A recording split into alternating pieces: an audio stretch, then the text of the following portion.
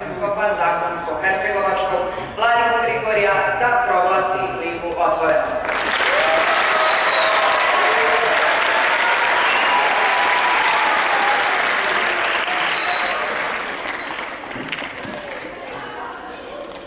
Draga djeco, poštovani gradonačelnici, predsjedniče Skupštine, dragi prijatelji, braće i sestre, samo jednu rečenicu da kažem. Čovjek kad je dijete mora da se igra, ali je mnogo važno kako se igra.